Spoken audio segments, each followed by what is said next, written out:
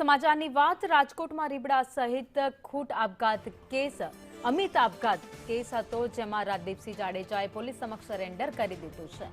તો રાજકોટમાં રીબડાએ અમિત ખૂટ આપઘાત કેસ છેલ્લા ઘણા સમયથી ચાલી રહ્યો છે, તેમાં રાજદીપસિંહ જાડેજાએ સરેન્ડર કર્યું છે। ઘટના બાદથી રાજદીપસિંહ જાડેજા ફરાર હતો, જેણે હવે સરેન્ડર કર્યું છે। વધુ અપડેટ સાથે સંવાદદાતા દિવેશ અમારી સાથે જોડાઈ ગયા છે। દિવેશ, છેલ્લા ઘણા સમયથી ફરાર રાજદીપસિંહ જાડેજા હવે તેણે સરેન્ડર કર્યું।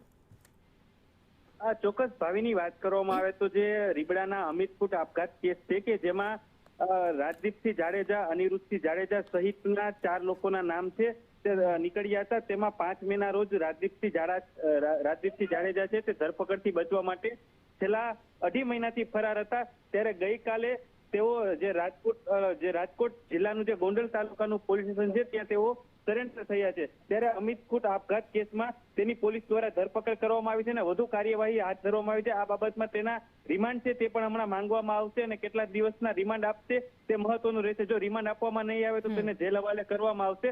અમિત ખૂટ આપઘાત કેસ કે જે સમગ્ર રાજ્યમાં ચકચારી બન્યો હતો, તેમાં છેલ્લા ઘણા સમયથી રાજદીપસિંહ જાડેજા છે તે ફરાર હતો। જી ભાવિની, આભાર માહિતી માટે।